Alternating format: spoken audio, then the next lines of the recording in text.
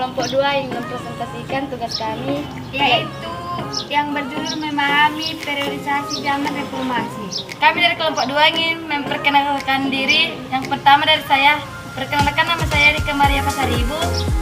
Dengan yang di samping saya, perkenalkan nama saya Juan dari Bandaun. nama saya Nia Mardiana Sarpun. Nama saya Arbidawanti Pasaribu. Nama saya Sarita. Reformasi. Gerakan reformasi bukan terjadi pada abad ke-16. Ketika Luther memasuki 95 tesis di pintu gereja Wittenberg. Peristiwa tersebut dapat disebut sebagai peristiwa monumental. Dimulai sebuah semangat untuk lebih berani mengkritis sesuatu yang keliru dengan bebas dan bertanggung jawab. Karena Luther adalah orang yang berani dan melakukan dengan luar biasa. Ia menjadi salah satu teolog terkemuka dalam sejarah Kristen, bertanggung jawab untuk melalui reformasi gereja. Bagi beberapa orang Kristen pada ke-16, dia dipuji sebagai Kristus, pembela kebenaran dan kebebasan beragama. Tapi bagi orang lain, dia dituduh sebagai pemimpin saat dia memberontak agama. Di mata gereja Katolik, perbuatan Luther adalah kesesatan yang bertentangan dengan ajaran gereja. Itu sebabnya Luther dan para pengikut mengalami tekanan. Karena pandangan dan ajaran-ajarannya pada bulan Januari 1521, Luther secara resmi dikuncilkan oleh Sri Paus. 2 bulan kemudian, ia diperintahkan untuk menghadap Kaisar Charles kelima di Worms, Jerman untuk sidang umum Kekaisaran Romawi Suci, sebuah konvensi yang dikenal sebagai Diet of Worms. Di situ ia diadili di hadapan pejabat tertinggi gereja di negara. Lagi-lagi, Martin Luther diminta untuk menyangkalkan pandangannya, sama seperti sebelumnya. Dengan tidak ada yang bisa memberikan bukti tulisan suci yang tak terbantahkan, Luther terdiri tegak. Akibatnya, Martin Luther diberi Edict of Worms yang melarang tulisan dan menyatakan dia sebagai terpidana sesat. Luther melarikan diri dalam penculikan yang direncanakan ke Kastil Wartburg, di mana dia dilindungi oleh teman-temannya selama hampir setahun. Awal reformasi. Banyak orang menganggap gerakan reformasi pada abad-abad sebelum Luther adalah gerakan reformasi yang gagal. Perjuangan para perintis sebelum Luther adalah perjuangan yang berat karena terus digagalkan oleh Paus. Pengagalan yang dilakukan oleh Paus dapat dilihat pada kegagalan konsili-konsili yang beberapa kali diadakan. Tapi jika dilihat secara seksama, tidak ada usaha reformasi yang gagal. Semua usaha yang dilakukan oleh para perintis reformator adalah faktor pendukung mata rantai reformasi pada abad ke-16.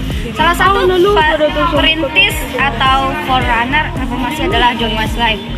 Dia seorang teolog berkebangsaan Inggris atau Inggris skolastik.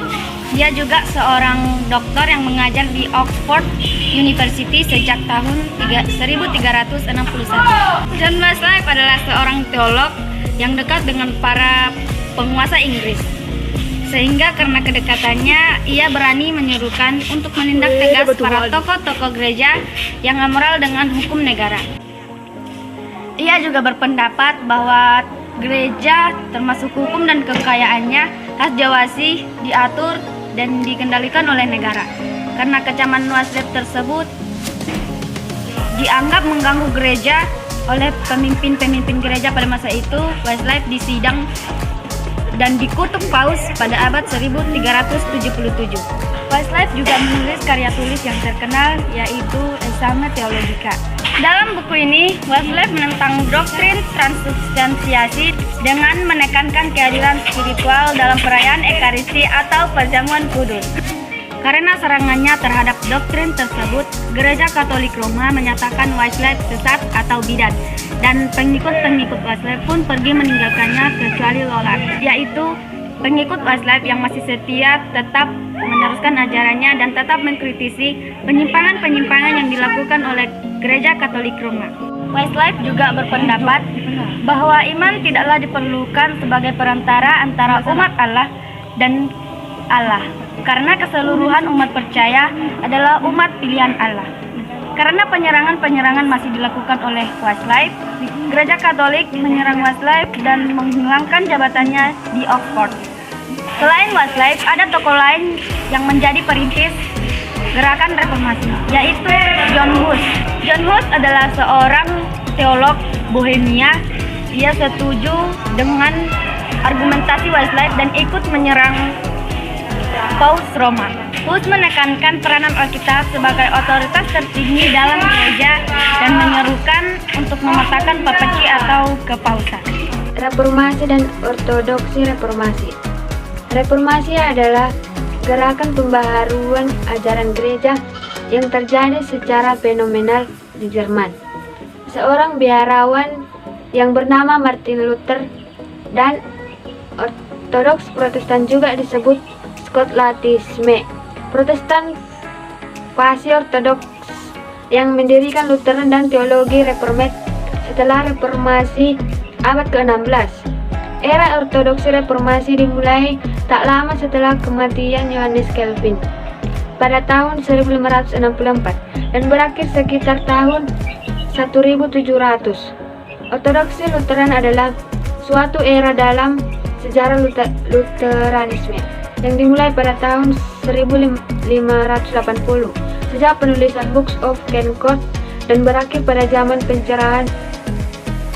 Arsitek ortodoksi reformat adalah Theodore Beza, penerus Calvin di Jenewa atau juga dikenali sebagai Girolamo Genoa di tempat lain. Di tempat lain, ortodoksi reformat berada di Swiss dan Belanda.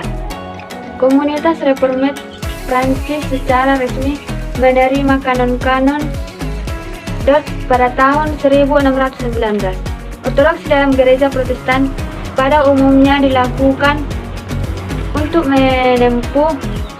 untuk menyempurnakan apa yang belum selesai dilakukan para reformator.